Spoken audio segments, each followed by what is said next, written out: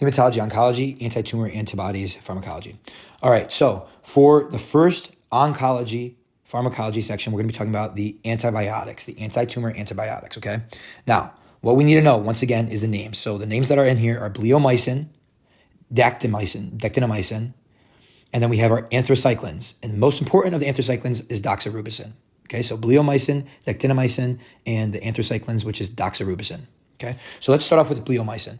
Bleomycin's mechanism of action is that it's going to induce free radical damage, which causes a break in DNA strands. That's it. Produces ROSs, reactive oxygenated species, creating free radicals and causing breaks in DNA strands. Okay, have to know that.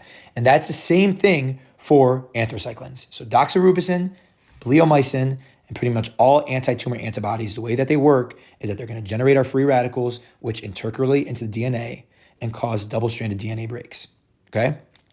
Bleomycin does not intercalate, but everything else of the anti-tumor antibodies do, and they do so via free radical formation.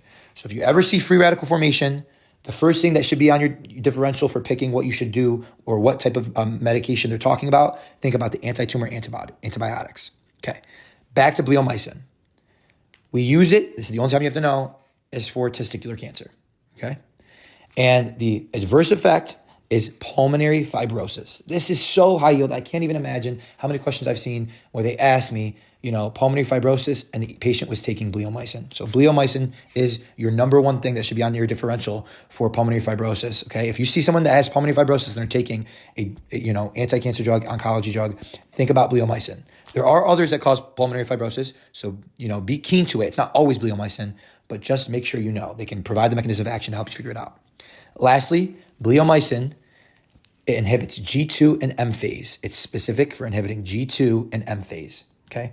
All other anti-tumor antibiotics, they are cell cycle nonspecific. So they do not entail any usage of blocking the cell cycle. They don't care about which area they're blocking. Bleomycin blocks specifically G2 and M phase, okay? Next, I'm skipping over dactinomycin. We're going to go to the anthracyclines, doxorubicin. We already talked about doxorubicin's mechanism of action. It generates those free radicals that intercalates into DNA and causes those breaks, okay? Now, adverse effects.